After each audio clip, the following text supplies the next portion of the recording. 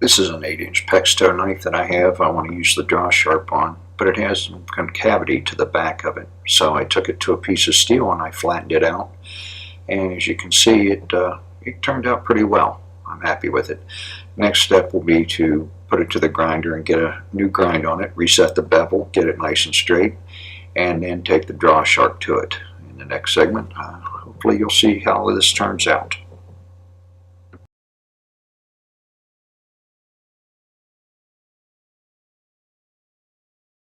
Okay, I've reground the knife and I'm going to attempt to hold the camera and work the dividers and show you how the edge followed the spine. The spine is straight, the edge or the bevel is straight, but as the spine peels toward the center of the knife, so does the beveled edge, and again that's a result of the spine.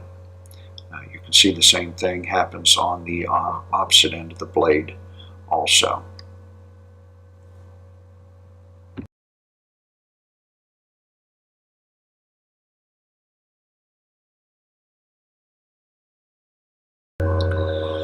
I took a mic to the blade, or a set of calipers, and I mic'd this end of the blade, and then I mic'd this end of the blade, and pretty much throughout the entire blade the thickness remained pretty consistent within 1 to 2 1/1000ths of an inch, which is pretty amazing for a tool that was forged. So that was something I needed to find out if it played a part in the grinding also.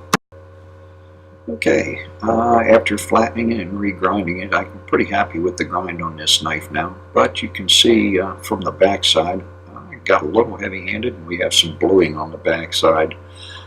Hopefully that won't do us any harm. I did flatten it with a file on the back, try to get as much pitting as possible out. Understand that pitting is not good for a good edge. As you can see toward the end, the file didn't take because I believe that the handle sort of curves away from the blade in that shape toward the bevel side and not nearly as much on that end.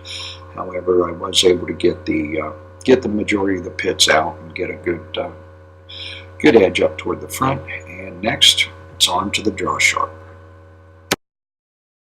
Okay, here we are after putting a Drawsharp to it. I took the diamond abrasive to the bevel, about 30 strokes, and then I flipped it over and took the diamond to the back. As per the instructions, both are backed off 1 notch to start to create the bevel, but as you can see, the markings on this is pretty wide, wider than what I think it should be.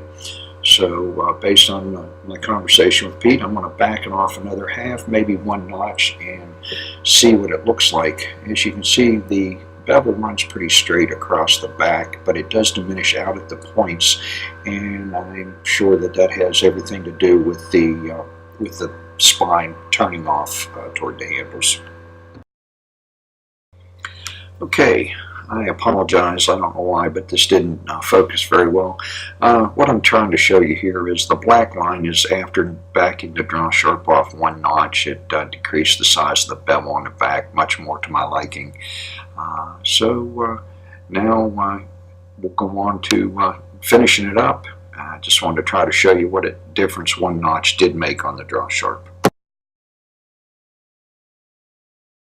Okay folks, here it is after running the diamond side and the sandpaper side of the Drawsharp across the knife. You can see the micro bevel on the bevel side of the knife. These are the final settings.